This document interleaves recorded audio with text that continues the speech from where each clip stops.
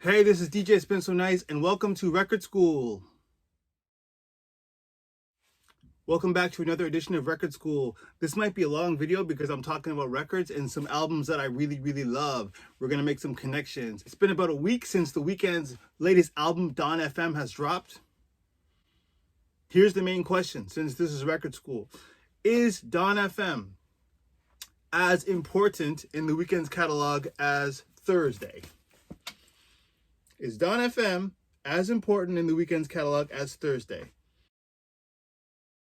Let me know in the comments or hit me up if you think it is, or if you think, hell no, it doesn't measure up to Thursday or his other albums. I'm going to focus on this comparison. Is Dawn FM just as important as Thursday? Why did I pick Thursday? This is one of his best albums, if not his best. Here are my 3 reasons why Dawn FM is as important as Thursday. You tell me if you agree or disagree. Number 1, the sound is so unique because it's another example of progression. First, House of Balloons came out and it changed music. I'm just gonna put it out there. And we were really happy and fascinated by this mysterious new R&B smoky sound, co-produced by Doc McKinley, who is one of the architects of the sound behind this classic album, Estero, Breath from Another. If you don't know this album, go listen to it.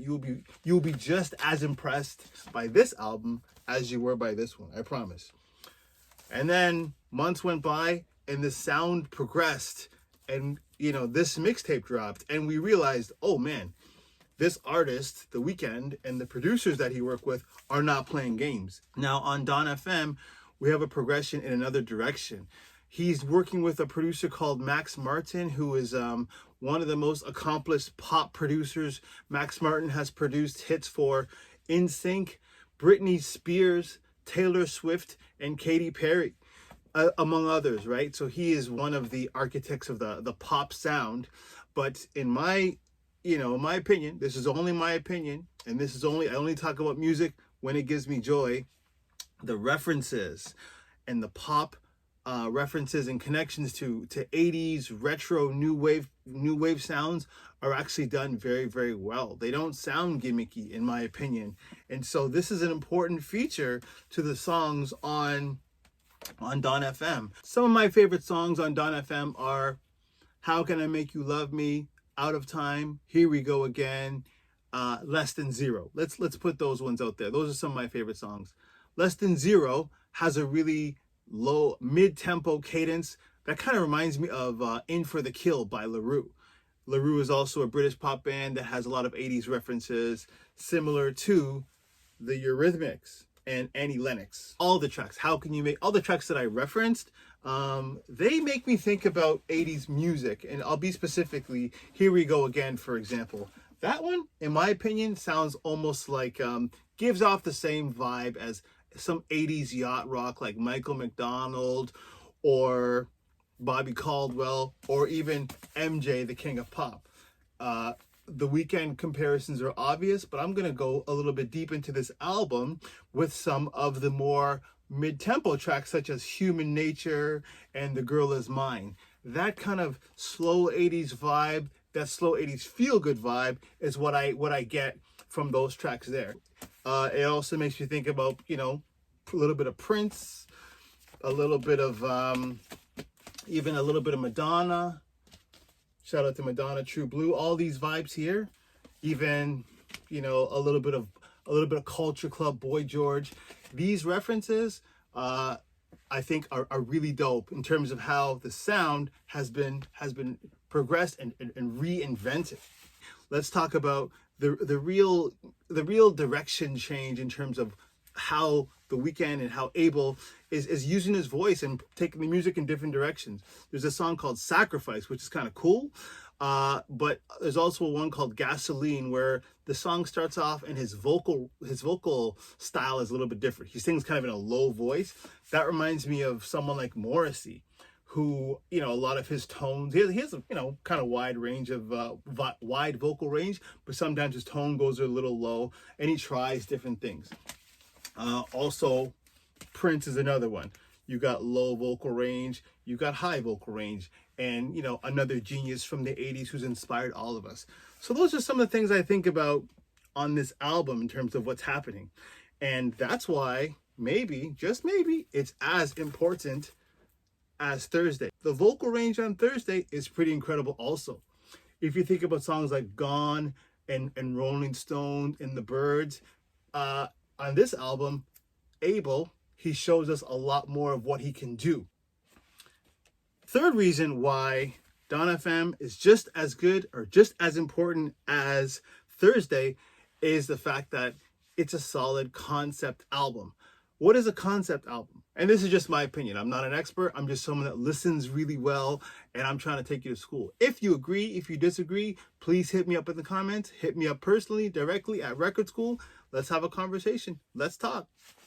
A concept album is an album where there is a unique or very specific sound or theme or even a character that's running all the way through the album. And that character or that sound or that theme is a little bit separate from the artist itself. So a concept album is where there's an idea or a character or a theme that's running all the way through the album. That's separate from usually separate, I should say, from the individual artist that's recording the album or that's singing the album. I'll give you an example. Sometimes an album is just an autobiography, like Nas. This is not a concept album. This is just an album about his life, right? On the other hand, you know what? Let me not get to Kanye just yet. Another concept album. This is a concept album because MF Doom is the character that runs all the way through this album.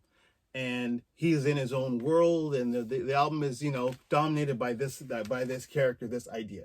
This is a hip-hop concept album. Dawn FM, I would say, is the Weeknd's second attempt at a concept album. You might even say it's his third, because he's into reinventing himself and shifting characters, right?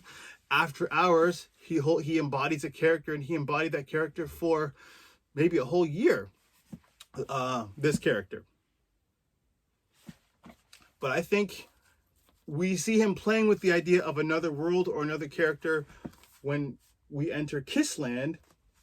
This character or this world was all about the anime Japanese art inspired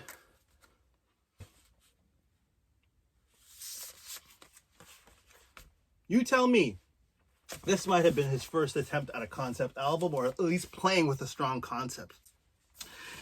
Dawn FM, I think, is a really good, complete demonstration of him putting together a concept album because he's made a shift. It sounds the same, but in a lot of ways, it's different from his music previously because there's a lot of joy. There's a lot of joy, and there isn't what he's famous for, such as the moodiness, the darkness, the sex, drugs, and rock and roll hedonism aspect of it. It's not on here. I was listening closely. I think there's only one reference to drugs, which is where he says, "I'll fix you mushroom tea, we'll ride the restless sea." That's on How Can I Make You Love Me? These are my 3 reasons why I think Dawn FM is just as powerful as Thursday. You tell me what you think. Just to recap, the reasons are the references and the reinvention, the concept, the fact that it's a concept album, and my 3rd reason.